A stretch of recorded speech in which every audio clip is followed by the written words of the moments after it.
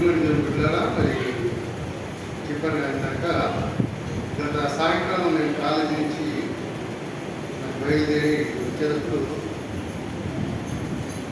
రోడ్లు మొత్తం పాదచారులతో నిండిపోయి ఉన్నాయి. వాళ్ళకంతా బ్యారికేడ్లు అన్నీ వేసి ఒక పక్కన వర్షం వస్తుంది. వర్షంలో కూడా కాలికి చెప్పులు లేకుండా గిరి ప్రదేశంలో ఉంటారు కూడా వారు మరి అనేక ప్రాంతాల నుంచి వచ్చి వారు నమ్మేటువంటి దేవుని దర్శనం కోసం వారు పడుతున్న ప్రయాసం చూసినప్పుడు ఒక క్రైస్తవులుగా how far you're doing the justice to God who calls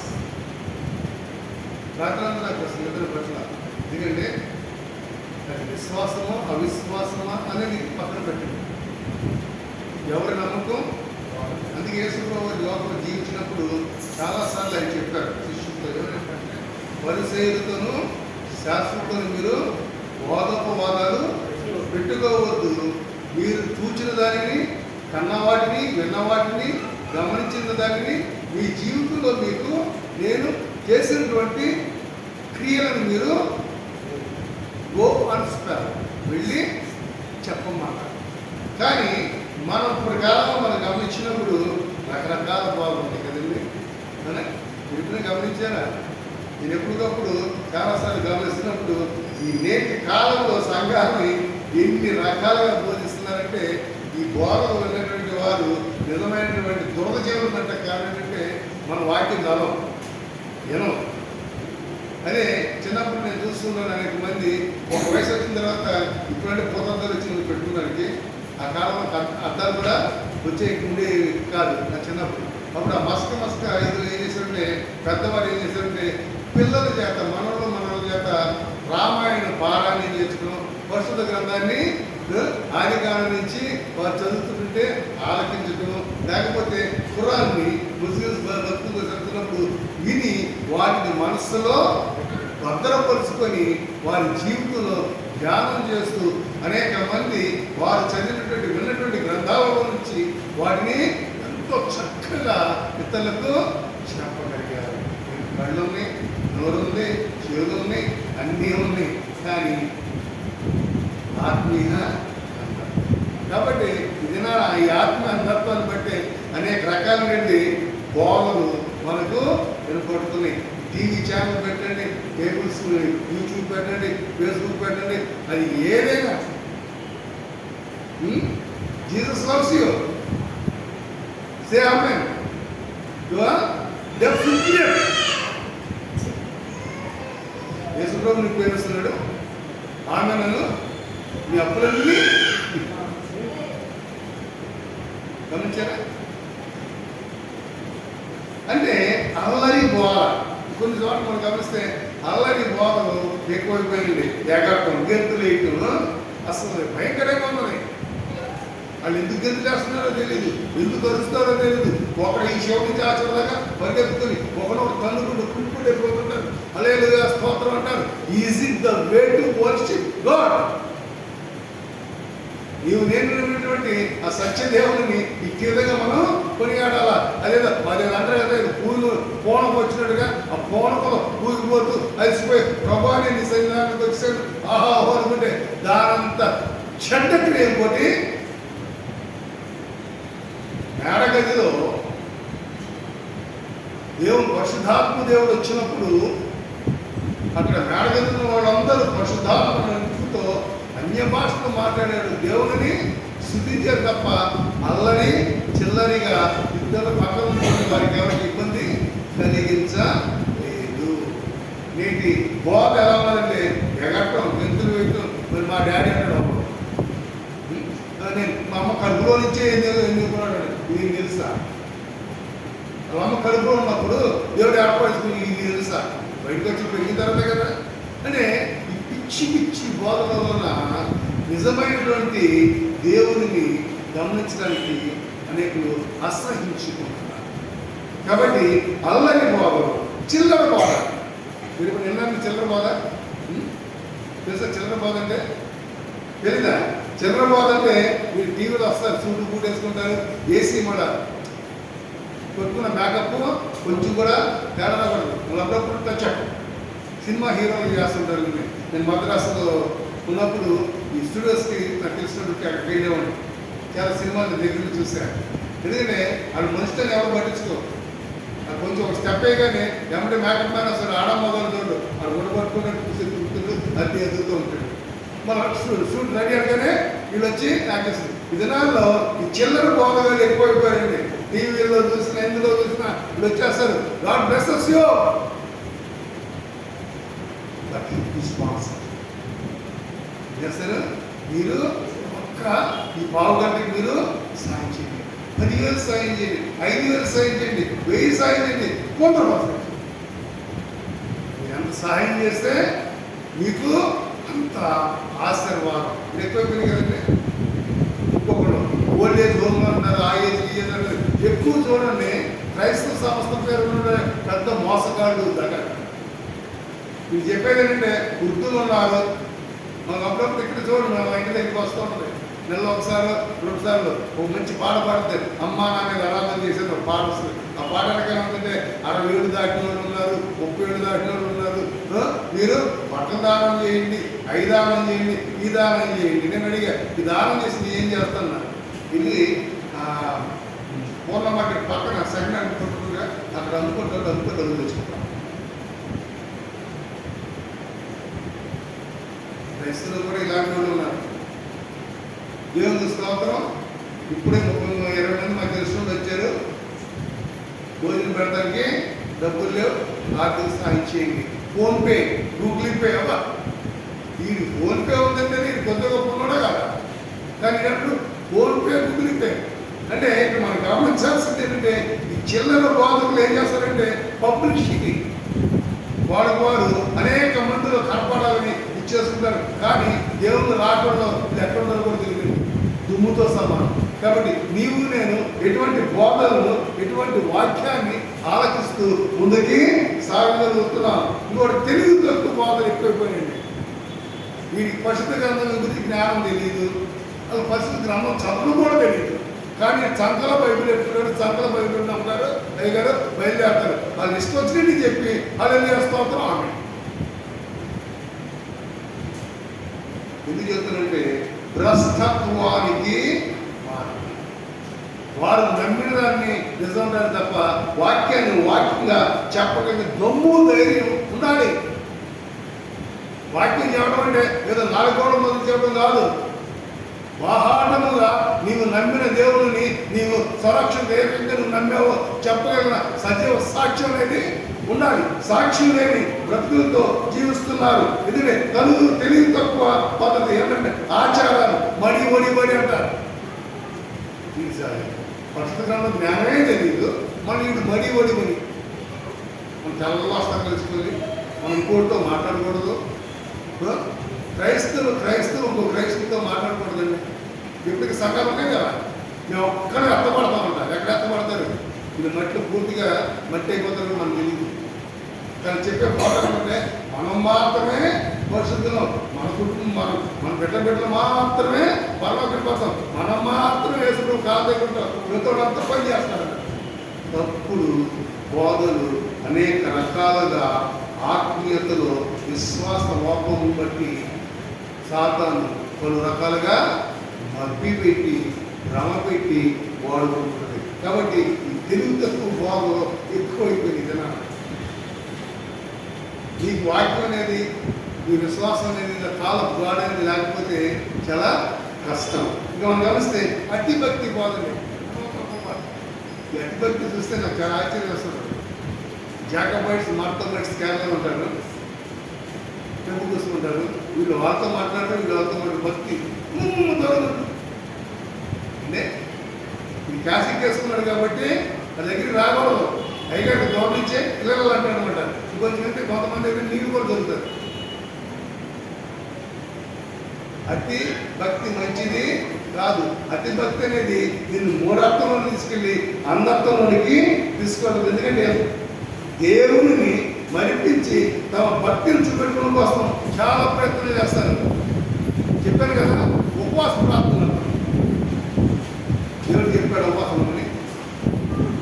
దేవుడు ఏమైనా చెప్పాడా?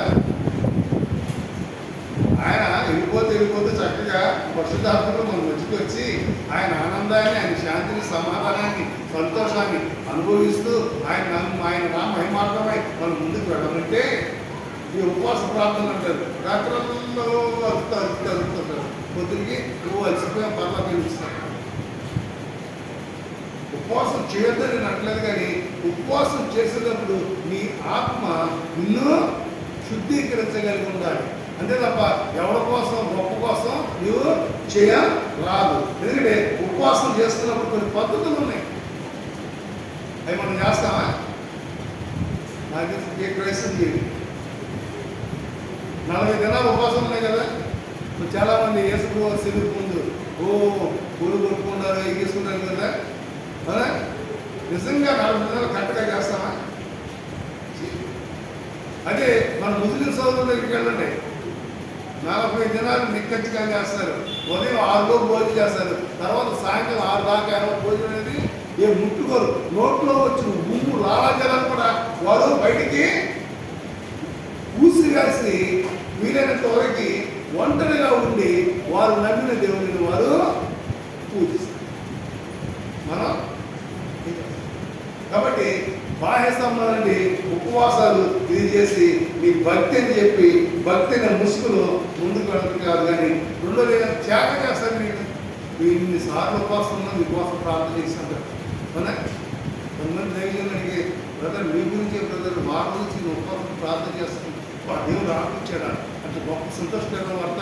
ఈ దిన ఇన్ని రోజులు మీ గురించి ప్రార్థన ఉపవాసం చేశాను కాబట్టి ఇప్పుడు నేను కడుపునుండా నేను నా కుటుంబం విధించాలనుకున్నాం బ్రదర్.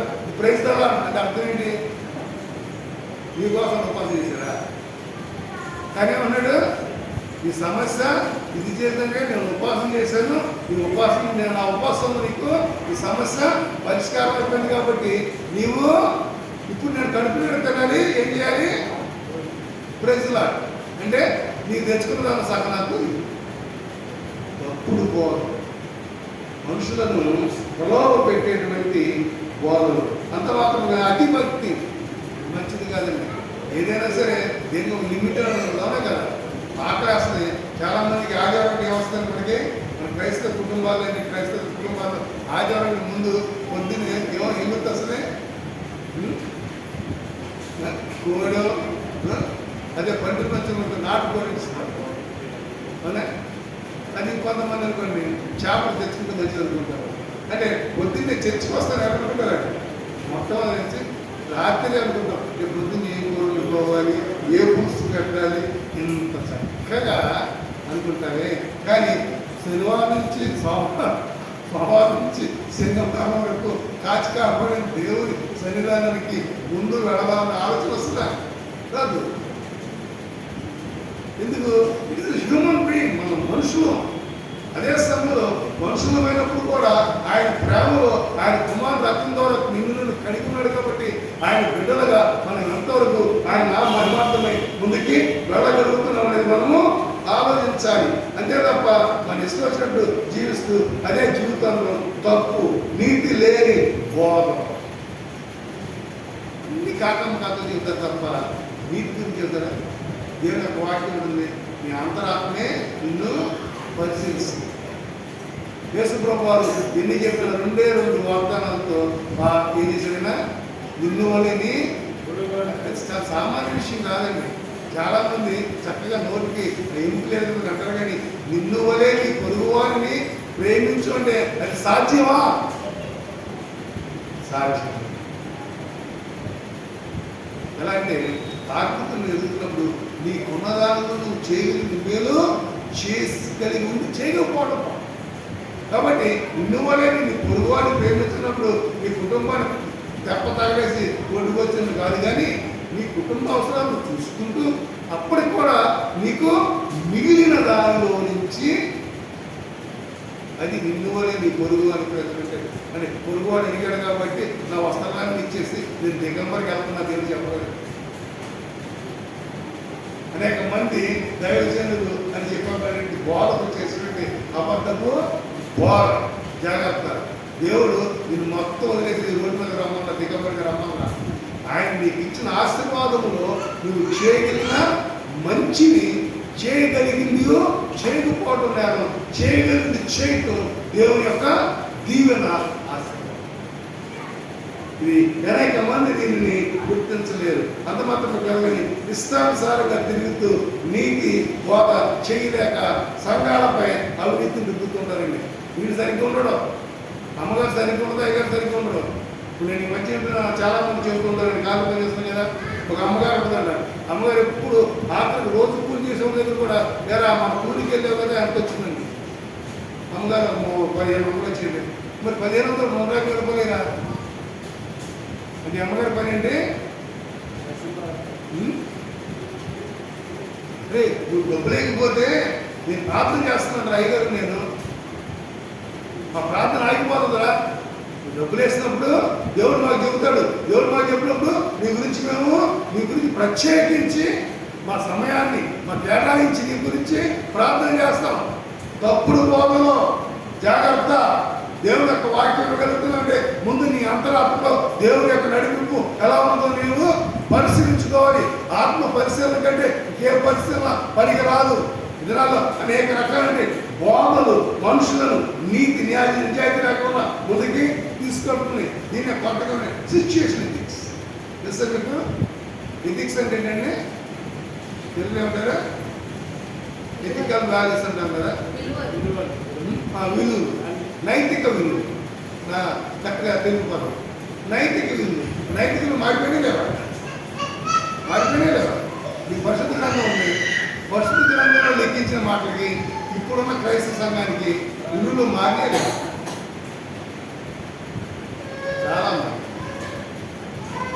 చాలా మారి ఎంతగా మారి అంటే పరిశుద్ధ గ్రంథాన్ని తిరిగి రాసేంతగా మారి. అవునా కదా? మోడర్న్ బైబిల్ లిటరేచర్ తెలుసు మీకు.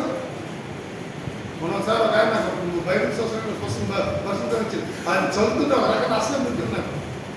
వాడుక భాషలో రాశారు, భలే రాశారు. జనం ఇది మనసు పెట్టింది అట్ట పెట్టారు. అంటే దేవుని వాక్యాన్ని వాక్యంగా చెప్పడం చేతకాక వాక్యాన్ని వారికి అనుగుణంగా మారుస్తున్నటువంటి ఈ దినాలలో ఒక విశ్వాసగా నీ యొక్క జీవితము వాక్యానుసారంగా నీవు ఎదగగలుగుతున్నావా? నీతి ఇది శారీరక మాత్రం కాదు, ఆత్మీయ నీతి. అందుకనే వ్యభిచారం అనేది శారీరకమైనది, ఆత్మీయ వ్యభిచారం అనేది. There is a lot of difference between adultery, physical and psychological. So where you are, మనం ఎక్కడున్నాం? దేవుని బిడ్డలుగా, యేసు ప్రభువుని బిడ్డలుగా మనం చూసినప్పుడు ఇతరులు మనలో దేవుని చూడగలుగుతున్నారా? మన మాట వేషభాగాన్ని బట్టి ఇతరులు మనలో దేవుని నామాన్ని మహిమ తీసుకురాగలుగుతున్నామా? ఇటువంటి బోధనలు మనం నీతి లేని బోధన చేస్తుంటే మనకి ఏమంటారంటే సంఘం అంతా పాపం వీళ్ళు ఒక్కడే పద్ధతులు. సంఘం ధైర్యం ఉన్నారు, వాడు మాత్రమే పరిస్థితులు, వాడు పెట్టబెట్ట మాత్రమే పరిస్థితులు. సంఘం పరిశుద్ధత నేర్పుగా చూపుతారు. కాబట్టి వినేటువంటి చెవులు వృధగా ఉంటే వాక్యము మన రక్షణ మన చేతిలో ఉంటుంది. నా ప్రార్థన నన్ను రక్షిస్తుంది, కానీ నా ప్రార్థన నా కొడుకు రక్షిస్తాను, నా ప్రార్థన నా పిల్లలు రక్షిస్తాను. ఎందుకంటే నా ప్రార్థన నా రక్షణకు. కాబట్టి మనం ఏ రకంగా మరి ఎటువంటి బోధనలు మనం అంటున్నాం? సమర్థించుకునే బోధన. చాలామంది సమర్థించుకుంటారు కదా. చాలామంది ఇప్పుడు ఆరోగ్యం కూర్చున్నాడు. ఏం చేసాడైనా రాష్ట్రం వేసేసుకుంటుంటారు. రాష్ట్రాలు వస్త్రాలు వేసుకొని బాగుంది అనే కదా. నేను అడిగా, ఏందంటూ ఈ వ్యవహారం అడిగాను. బాగా చేసి ఆరోగ్యం అధికారులన్నా దేశీయ పద్ధతి అన్నాడు. దేశీయ పద్ధతి మరి యేసుప్రభు ఈ దేశీయ పద్ధతిలో ఉన్నాడు. అది నాకు కాదు, యేసుప్రభు వారు యెరూషలేము పాలిస్తానా కాబట్టి ఆయన ఇంగిలేసాడు. అటకు నువ్వు ఇదేంటి నేను వర్ణం ఉంది కదా, ఆ వర్ణం అందుకు వేసావని చెప్పారు. మంచిది. నిన్ను పిలిచిన దేవుని పిలుపుకు నీవు వృద్ధాప్యంలో భ్రష్టత్వపు జీవితాన్ని జీవించవద్దు. I have the guts to say. Do you have the guts to say? ఆయన ఎంతో కొన్ని వేల లక్షల మందికి పేరు ప్రఖ్యాతులు కాల్చినటువంటి ఆయన నేను మొహం మీద అడిగాను అన్నాడు. అరే బాబుగా నీతో మాట్లాడుతున్న కష్టంగా చాలా మొహంగా విస్తృతిగా మాట్లాడుతున్నాను. దేవుడు నాకు ఇచ్చిన వరం. ఎవరి కోసం నేను బతుకుతున్నా, నా కోసం నేను బతుకుతున్నాను. నేను బతికించిన దేవుడి కోసం, ఆయన నామ మహిమార్థం నేనేం చేయగలదో చేయడానికి నేను ప్రయత్నం చేస్తున్నా. ఆయన లేన్నాడు, ఆయన మాటే మాస్టర్. దేవుని వాక్యం వెళ్తున్నప్పుడు ప్రతిరోజు మనకు అనుభవమే. కష్టాలు వస్తాయి, నష్టాలు వస్తాయి, వాటిలో కూడా దేవుడు మనకు అనుభవాన్ని నేర్పుతున్నాడు. ఆ అనుభవ పాఠాలే ఆత్మీయ పాఠాలకి లోపల ముందుకి తీసుకుని వెళ్తాయి. కాబట్టి ఎంతవరకు మనం ముందుకి అలా వెళ్ళగలుగుతున్నాం, సమర్థించుకుంటాడు. ఎప్పటికప్పుడు మనం చేసిన తప్పులు సమర్థించుకుంటే తప్ప మన తప్పులను తిరిగి చేయకుండా మంచిగా వెళ్ళాలని ఆలోచన ఎంతమందికి ఉన్నది? నేను అనేక మంది దైవజనులు దేవుని సంఘానికి వచ్చి అనేక మంది విశ్వాసులు వచ్చి ఇలా తప్పు చేశానండి అంటే, పర్లేదమ్మా నేను ప్రార్థన చేస్తాను, పర్లేదయ్యా నేను ప్రార్థన చేస్తాను, నువ్వు శుద్ధికి అయిపోతావు, పరిశుద్ధికి అయిపోతావు, ఈ చెత్త మాటలు చెబుతున్నారు తప్ప జస్ట్ యూ రియలైజ్ తెచ్చుకోండి. ఆత్మీయ దేవుడు నీవు గోసాడు అన్న బిడ్డ కోసం గోజాడితే కదా అన్నిటి ప్రార్థన చేస్తుంది. ఎన్ని సంవత్సరాలు చేస్తుంది, మనసు ఎంత తగ్గిపోతుంది. తన సహోదరి చక్కగా ప్రతి సంవత్సరం ఒకసారి యెరూషలేములో ఆ దేవుని మందిరంలో ఆ దేవుని స్థితికి వస్తున్నప్పుడు ఎంత కుమిలిపోయి ఉంటుంది అన్న. కానీ ఏం చేసింది? ప్రార్థన చేసింది. చెత్తగా ప్రార్థన చేసింటే, అయ్యా ఒక్క మనసుని, ఆ మనసుని నేనేం చేస్తాను? నీకే ఇస్తాను. నిజంగా విశ్వాసం అంటే పుట్టగానే సంతోషపడింది, పుట్టిన దుఃఖం కూడా అవుతుంది. ఎందుకు? మీరు నా బిడ్డ కాదు, దేవునికి నేను ఇచ్చేయాలి. అట్టగాడిన తర్వాత దేవుని సన్నిధికి పెడితే అట్టగాడు కదా. అది చిన్నప్పుడే దేవునికి అప్పు చెప్పాడు కాబట్టి పెద్ద అది విశ్వాసం. కానీ నేటి సంఘాలలో ఇటువంటి ఆత్మీయ బోధను చెప్పగలిగినటువంటి వాక్యంగా చెప్పగలిగినటువంటి మరి శక్తి ఎంతమందికి ఉంది? వాక్యంగా ఉండి ఆచరించి ముందుకు సాగినటువంటి విశ్వాసులు ఎంతమంది ఉన్నారు? నేను ఎప్పటికప్పుడు సమర్థించుకొని వెళ్ళిపోవడానికి ఇష్టపడుతున్నా తప్ప తప్పులు సరిద్దుకొని ఆక్షేతులు ఎదురవడానికి ఆలోచన. రుచి లేని బోధ, మీకు తెలుసంటే రుచి లేని బోధ తెలుసా? ఎప్పుడైనా సరే బిర్యానీ అన్నీ పెట్టానండి, బిర్యానీ పెట్టిన తర్వాత పులిసిపోయింది, పాడైపోయిన అన్నం 5 కూర పెట్టాలి కనిపిస్తుంది. అందుకే పరిస్థితిగా చాలా చక్కగా ఉంటుంది. ఇప్పుడు యేసుకున్న వారి దగ్గరికి శిష్యులు వచ్చి అడుగుతారు కదా, పెద్దవాళ్ళు వచ్చి, యా ద్రాక్ష రసం అయిపోయింది, ఏదో చేయండి. తల్లిగారు కూడా చెడు కదా, నాన్న ఏదో చేయండి అన్నప్పుడు తల్లిగారు ఏమన్నా యేసుకున్న వారు ఏమన్నారు? అమ్మా ఇక్కడ సమయం సరే సమయం వచ్చింది, ఏమన్నా బాణం నింపారా అనుకున్నాం, నింపేశారా? నింపగానే చేశారు చక్కగా. ఈ బాగా నీళ్ళు బాగా నింపి నీళ్ళని తాగుతున్నాడు. తాగిపోతామన్నారు ఏమన్నారు? ఉండిచ్చిందంతా పాడైపోయింది రాష్ట్రం నుంచి. ఇప్పుడు that is the word of God makes you to live on this earth like a. దేవుని యొక్క వాక్యము ఎలాంటిదంత శ్రేష్టమైనది. నీటిని ద్రాక్షారసంగా మార్చగలిగినటువంటి ఆ వాక్యము శక్తి, దేవుని యొక్క శక్తి నీ జీవితంలో నీవు ఆయనతో అంటగట్టబడితే, ఆయనతో ఎదగలిగితే, ఆయనతో ముడివేసుకుంటే, ఆయనతో పని వేసుకుని ముందుకెళ్తే God will make you as a share being. అంటే దేవదూత పెద్దగా ఉన్నాయన కానీ ఎవరు చెబుతారా? అంటే అస్సలు చెప్పాలి. కాబట్టి మనం ఏ రకంగా ఆత్మీయతలో మనం ఎదుగుతున్నాం? ఎందుకంటే రుచి లేని బోధ. వచ్చావా, తెచ్చావా, వెళ్ళావా, వచ్చావా, పాటలు పాడావా, చప్పట్లు కొట్టావా, దయచేసి నేను చెప్పేశాడు, నేను కానికి వేసేయాలి కదా, దానికి ఒకసారి ఒప్పుకోదు, రక్తరాత్మ ఒప్పుకోదు, అది వేసావా వెళ్ళిపోయాను. అంతేగాని మనం దేవుని సన్నిధానానికి వచ్చేటప్పుడు దేవుని సన్నిధానానికి వచ్చి ప్రార్థన చేయగలుగుతాం. ఈ దినాన్ని నేను సన్నిధానానికి వస్తాను, నన్ను మీ 200 ఖడ్గంతో సరిదిద్దండి. నువ్వు అన్నప్పుడు నేను ప్రార్థన చేసినప్పుడు ఆ ధైర్యం ఎలాంటి సరే దేవుని ఆత్మని దేవుని ఆత్మతో ఏం చేస్తుంది? దేవుని ఆత్మకైతే ఆయనలో దైవజనుల్లో మాట్లాడిస్తూ ప్రతి ఒక్కరికి సంపూర్ణమైనటువంటి పరిపూర్ణమైనటువంటి ఆత్మీయ ఆహారమును. That is the secret God has given to us. ఆకాశంలో చేతులెత్తి ప్రార్థన చేయగానే పూలను కురిపించిన దేవుడు, ఆహారాన్ని కురిపించిన దేవుడు. మీరు ఆదివారం వచ్చేటప్పుడు ప్రభువా నేను మీ సన్నిధానానికి వస్తున్నాను, ఈ యొక్క వాక్యానుసారంగా నన్ను తీర్చిదిద్దినప్పుడు ఇక్కడ నుంచున్నాడు ఎవడో కాదండి, నుంచున్న వ్యక్తిలో దేవుని ఆత్మ ఎప్పుడు మీరు గమనించారా? నాకు తెలిసి మీరు ఇంతవరకు ఎప్పుడు ప్రార్థన చేశారు. చర్చికి రావడానికే టైం తక్కువ.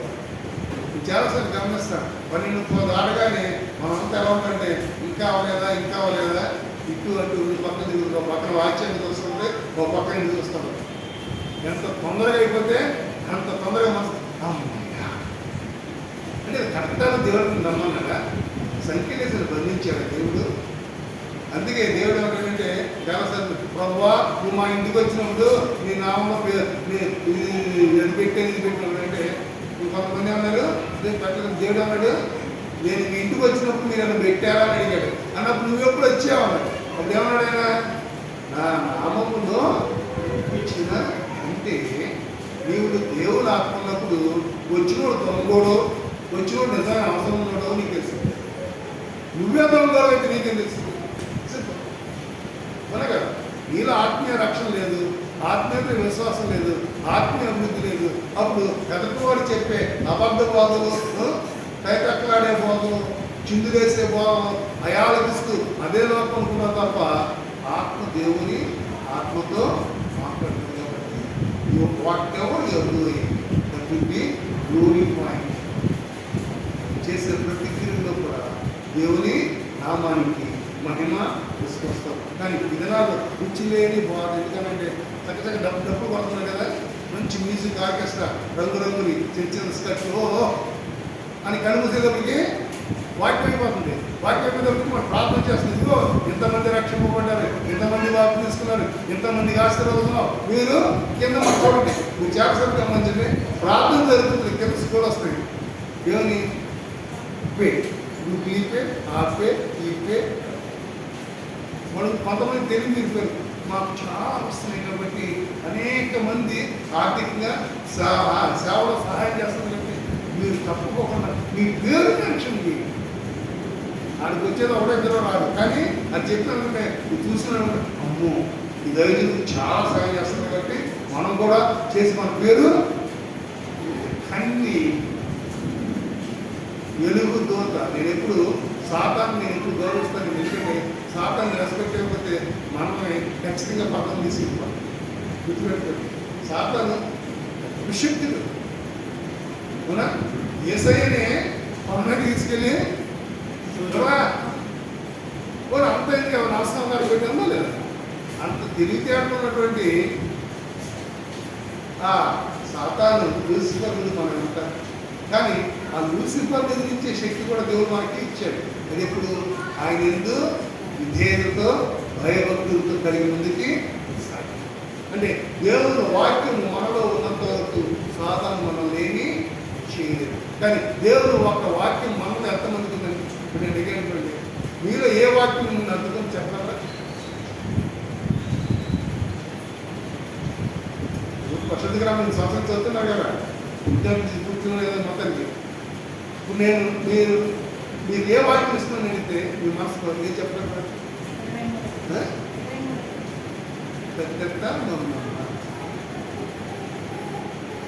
కొన్ని వ్యవహారం 3:16 చెప్పగలరా? 3 2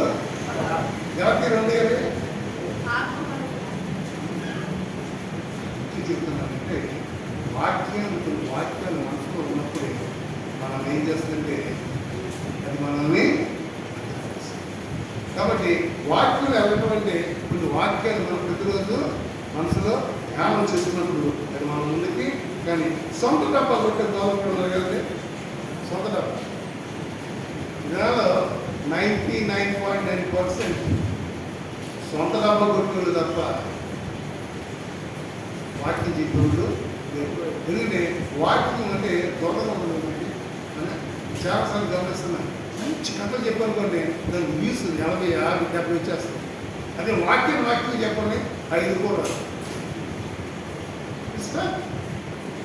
వాక్యంగా నువ్వు చెబుతున్నప్పుడు వాడికి దూరం ఉన్నది వినాలనిపించదు. వాక్యం కాకుండా నువ్వు కథలు చెప్పు. నా చిన్నప్పుడు ఎలా జరిగింది, అలా జరిగింది, ఈ చెట్టు ఎక్కాను, ఈ చెట్టు నుంచి ఆ చెట్టుకి ఎగిరాను, గెంతాను, కోతిలాగా కుక్కలాగా. అంటే అసలు ఎంత మంచి పాస్టర్ గారు చిన్నప్పుడు గెంతాడంట, నేనే అనుకున్నాను ఈయన గెంతాడంట. అంతే తప్ప వాక్యంగా గ్రహించేటువంటి శక్తి లేదు.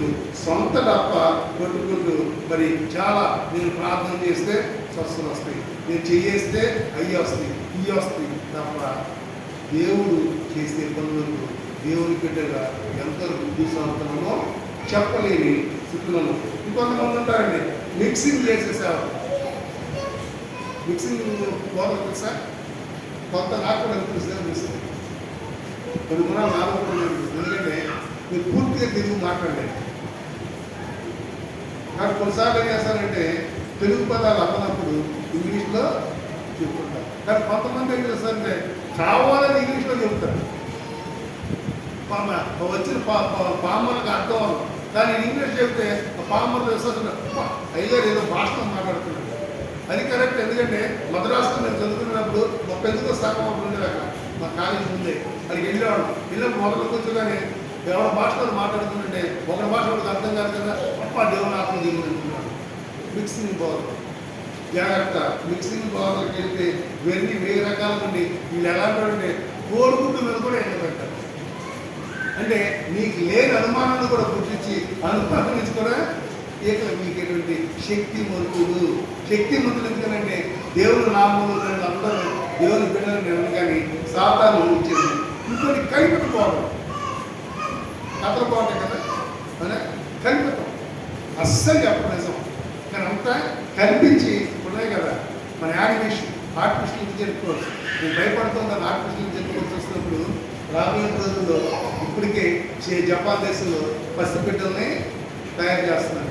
ఎలా ఉన్నారంటే మాట్లాడటం రాదు, కానీ నిజమైన బిడ్డకి తల్లి గర్భంలో పుట్టిన బిడ్డకి ఆ తయారు చేస్తున్న తేడా. కళ్ళు భూతద్దాలు పెట్టుకుని చూసినా కూడా వ్యత్యాసం. రాబోయే రోజుల్లో ఈ కల్పిత బోధ ఎలా అవుతుంటే మరి దేవునికి వ్యతిరేకంగా ముందుకి తీసుకెళ్తారు. అత్తా కోణం సీరియల్ అని చెప్తారు. మన part 1 tiger, part 1, part 2, part 3, part 4. నేను ఈ నెలలో దేవుని మహాపురం బట్టి 25 పార్ట్లు నేను వాక్యం చెప్పాను. కానీ 66 పార్ట్లు చెప్పాను. అయినా జనాలు అంటారు. ఎందుకంటే అత్త కోణం సీరియల్ ఇతర క్లాస్లో కూడా నా చిన్నప్పుడు చూస్తానండి. పక్కన డైనారాయణ టీవీ వచ్చినప్పుడు సీరియల్స్ వస్తుండే కదా. మా చిన్నప్పుడు అంటే ఇప్పుడున్న జనరేషన్ పర్ల మా చిన్నప్పుడు ఉందంటే ఒక రేడియో ఉంది. ఆ రేడియో ఒక పెద్ద రేడియో ఉంది, చిన్న రేడియో లేవు. ఆ రేడియో పెట్టగానే కరెక్ట్గా నాటకాలు వస్తుందంటే అందరూ అన్ని పనులు చేసి ఒక కూరగాయలు వస్తుంది కూడా ఆ మాటలంతా కూరగాయలు వస్తుంది. అదే కదా ఆ నాటకం అయిపోయేదాకా ఉంది సీరియల్. అదే సమయంలో మరి వార్తలు వస్తున్నాయంటే అందరూ వార్తలు. తర్వాత ఈ టీవీ ఒకటి వచ్చింది. టీవీ వచ్చిన తర్వాత ఏంటి, టీవీలో చూసి నేర్చుకుంటున్నారు. అవునా? అంటే ఎంతగా ఆకర్షిస్తుందంటే టీవీ ఈ రకాలుగా మనం తీసుకెళ్తూ సీరియల్ పొరపాటున ఏదైనా ఒక సీరియల్ అలవాటు ఉన్న భార్యతో భర్త అనుకోండి, ఆ టైంలో మీరు స్విచ్ ఆఫ్ ఉంటుంది. ఆ ఇల్లు ఉంటుంది నరకం అంటే ఏమన్నా తెలియదు, కానీ ప్రత్యక్ష నరకాన్ని అనిపిస్తుంది. అలాగే 100 మంది కల్పిత బోధకులు ఏం చేస్తారంటే వారి బోధన విధానం ప్రకారం నువ్వు ఆ టైంకు ఆన్ చేయకపోతే పిచ్చిపోతుంది. చెవులను పెట్టుకోండి. ఆ స్వరంలో పడిపోతే నువ్వు పిచ్చితేమవుతావు. ఎందుకంటే వారు కల్పించే కల్పిత బోధ నిన్ను అంతగా కట్టిపడవేసి దేవునికి కాకుండా వారికి బానిసంగా నిన్ను తయారు చేస్తుంది. ఎప్పుడైతే ఈ ఆత్మీయతలో నడిపినట్టు ఇటువంటి దేవుని బిడ్డలు ఏంటంటే బోధకులు అబద్ధం బోధకులు. ఇంకొకరు పితృపాదం పెట్టి పరిచర్య. మా తాతగారు పెద్ద ధైర్యం ముందు ఆయనకి వందనాలు చెప్పాలి, ప్రార్థన చేస్తాను. ముందుకి తాతగారి దగ్గర అందరి గురించి ప్రార్థన చేస్తాను. అటువంటి బోధలు ఆలోచించద్దు. కాపీ కొట్టే బోధ ఎంతమంది ఉన్నారండి? థీసిస్ రాయడంటే కాపీ కొడుతుంది కదా. నేను చాలాసార్లు గమనిస్తుంటాను. పిహెచ్డీ అంటే ఏంటంటే కాపీకి రీసెర్చ్ తేడా చెప్పగలరా? What is the difference between copying and research? ఒక పుస్తకం నుంచి కొడితే కాపీ, 10 పుస్తకాలను కొడితే రీసెర్చ్. ఇప్పుడు దైవజనుల్లో కూడా అడ్వాన్స్డ్ టెక్నాలజీ ఉపయోగిస్తున్నారు. ఎలా అంటే ఒకప్పుడు ఒక కాపీ కొట్టడం, దైవజన వాక్యాన్ని కాపీ కొట్టి అక్కడ పదాలు మార్చి కథలు మార్చి చెప్పేవాళ్ళు. ఇప్పుడు కొంతమంది ఏం చేస్తారు? రీసెర్చ్ చేస్తున్నారు. రీసెర్చ్ కాదు, వాళ్ళ మాట ఆహా ఓహో అన్నారు. కానీ దరిద్రం ఓడి పెట్టుకుంటే అది ఇదిగా చేసింది ఇంకోటి. కానీ అలాంటి బోధనలు ఎక్కువై ఉన్నటువంటి ఈ కాలంలో ఈ రకంలో ఏంటంటే స్వతహాగా బైబిల్ జ్ఞానం ఉండడం అస్సలు. కానీ బైబిల్ నేను తెలుసుకుంటా ఇంకెవరు తెలియదు. నాకు తెలుసుకో కారణం బైబిల్ నాకు తెలియదు. కానీ చక్కగా అదేంటండి అబ్రహాం అంటే ఎవరండి? అబ్రహాం అండి. అబ్రహాం అంటే అబ్రహామే. ఎంత జ్ఞానం అంటే అబ్రహాం మీకు తెలియరా? అబ్రహాం అంటే అబ్రహాం అంటే అబ్రహామే. అబ్రహాం వాటి నాలెడ్జ్. అబ్రహాం అంటే తెలియదు, ఇస్సాక్ అంటే తెలియదు, యాకోబు అంటే తెలియదు. కానీ ఆ పదాన్ని ప్రసారాన్ని అతను అమ్మో కానీ బాగా తెలుసా గద్దిస్తున్నాడు. జాగ్రత్త. వెలుగుదూత ఈ దినాలలో అనేక మంది క్రైస్తవులను పతనాస్తులోనికి తీసుకొని వెళుతున్నది. ఆత్మీయంగా దిగజారిపోతావు. ఎప్పుడైతే నువ్వు ఆత్మీయంగా దిగజారిపోతావో శారీరకంగా నీవు దిగజారిపోతావు. ఎప్పుడైతే శారీరకంగా దిగజారిపోతావో నువ్వు బుక్కి నీవు వారికి బానిసలుగా నీవు వెళుతావు. అందుకని అపోస్తుల యొక్క బోధనలు గమనించినప్పుడు అపోస్తులు ఏం చేశారు?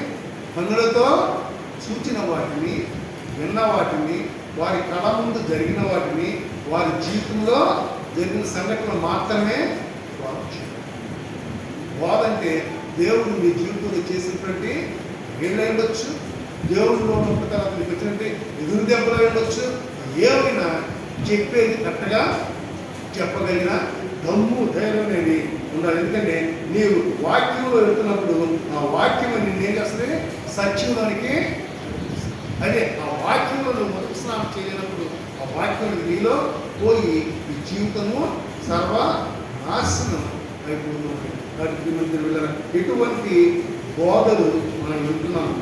అబద్ధ బోధల సంఖ్యల నుంచి ఈ దినాల్లో విడిపించబడాల్సి ఉంది. ఎందుకంటే మోస్ట్ ఆఫ్ ద పీపుల్ చాలా నీకు మందిని గమనిస్తున్నా ఈ షోలో పెట్టుకుంటారండి. పెట్టుకుని ఉంటారు అంటే ఏంటంటే పోయే ఉంటుంది. ఎక్కడికి వెళ్తావు?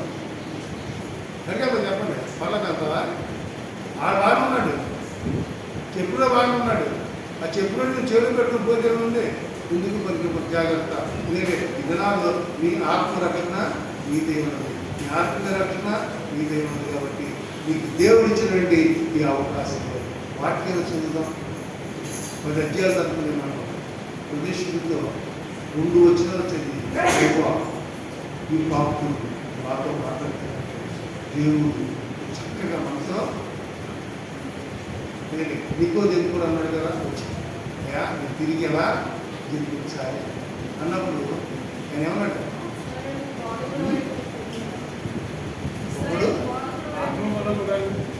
వీటితో